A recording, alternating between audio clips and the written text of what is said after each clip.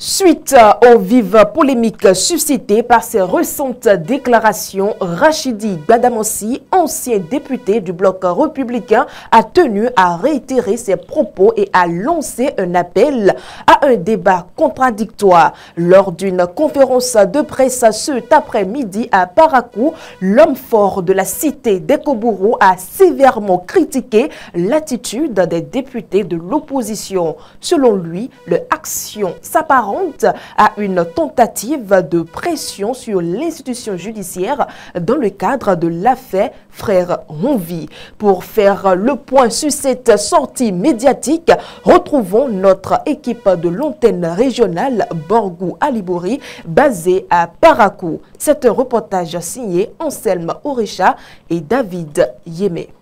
Lors d'une conférence de presse tenue ce mercredi 21 août 2024 à Parakou, l'ancien député Rachidi Gbadamosi a vivement critiqué la présence des députés de l'opposition à la Cour de répression des infractions économiques et du terrorisme CRIET. Ces derniers étaient venus apporter leur soutien à Steve Amoussou, alias Frère Honvi en tant que l'élu du peuple. Le chouchou des femmes et des conducteurs de taxi-moto de la cité d'Ekoburu a dénoncé cette démarche qu'il considère comme une violation du règlement intérieur de l'Assemblée nationale et de la Constitution béninoise. J'affirme, je réaffirme que de fait de se présenter avec l'écharpe du Parlement, avec l'attribut du Parlement, devant l'institution judiciaire est une faute pénale.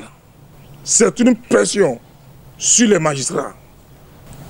De fait de se présenter devant la CRIET avec les attributs de l'Assemblée nationale est une violation de la Constitution. L'émission de législatif dans le judiciaire. Parce que le législatif, c'est un pouvoir d'État. C'est une institution législative. De fait de se présenter devant une juridiction parallèle est une violation de la Constitution. Donc, c'est parce que le procureur a été très clément. Si le procureur n'était pas clément, on pouvait les interpeller. Selon l'honorable Rachidi Gbadamosi, bien que les députés jouissent de l'immunité parlementaire, celle-ci a des limites claires qui ne doivent pas être franchies. Il a donc appelé à un débat contradictoire sur cette question afin de clarifier les responsabilités et les limites de l'action parlementaire dans de telles circonstances. Ils vont se dire, nous avons l'immunité parlementaire. Non, c'est une ignorance, une méconnaissance de la loi. Le droit parlementaire, le règlement intérieur, la Constitution a prévu les conditions dans lesquelles on peut se prévaloir de l'immunité parlementaire. C'est la fonction parlementaire qui est protégée par l'immunité. À partir du moment, et ils ont même parlé de l'irresponsabilité. C'est-à-dire, les actes que vous posez, les paroles que vous défendez, l'idée que vous défendez au Parlement, la loi dit que vous êtes irresponsable. Donc on ne peut pas vous poursuivre pour ça. Mais à partir du moment où vous allez devant une juridiction judiciaire pour mettre la pression, c'est déjà une violation de la Constitution. C'est une faute pénale, une faute morale, éthique, qui n'est pas digne d'un parlementaire. Et je le dis haut et fort, avec conviction, avec force. Il y a les documents juridiques qui confirme mes allégations. En outre, l'ancien député a profité de l'occasion pour adresser une recommandation aux partis politiques, les incitant à mieux encadrer les élus afin d'éviter de telles situations à l'avenir. J'avais demandé aux partis politiques de créer une école de formation politique pour former leurs députés. Pour animer un débat parlementaire, il faut maîtriser le règlement intérieur et un minimum de notions élémentaires de la Constitution du 11 décembre 1990 modifiée. Le comportement qu'il doit avoir réside dans l'article 110, 111 du règlement intérieur et l'article même 36 du règlement intérieur de l'Assemblée nationale. L'article 110, 111 parle de l'interpellation question orale avec débat.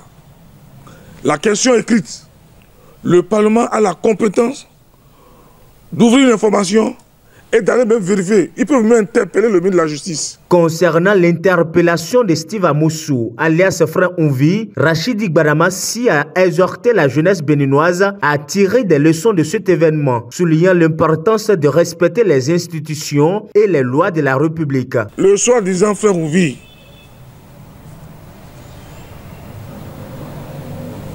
est manipulé par une opposition sans vision, sans boussole. C'est pour ça que je parle de l'éducation. J'ai vu un jeune, un garçon naïf, mais talentueux. Au lieu de mettre son talent à la disposition de l'État, on le manipule pour mettre son talent à la disposition de la reine, de la division, de la destruction du pays. Donc, ces partis politiques d'opposition manipulent la jeunesse et la jeunesse n'a pas leur place dans ces partis politiques d'opposition. Moi, je pense en toute humilité, chacun doit répondre de ses actes. Le comportement suspect de nos amis d'en face, de l'opposition, prouve qu'ils sont en complicité avec le Frère Onvi, et je leur demande humblement la seule manière de prouver au Frère Onvi,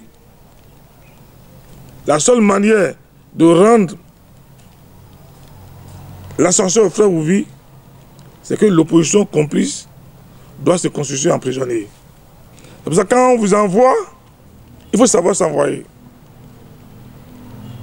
Donc ce qui s'est passé là, tu dois donner une leçon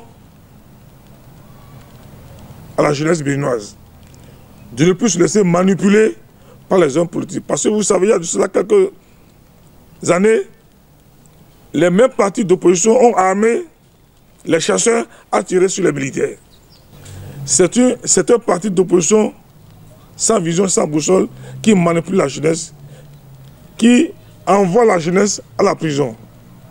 C'est que les partis politiques doivent être des exemples. Vous vous rappelez, dans ce pays, quelqu'un dit « Je vais appeler les miens, il faut s'affronter. » Je vais appeler les miens, il faut s'affronter. Il faut se neutraliser. Donc, je pense qu'ils sont à l'image de leur maître.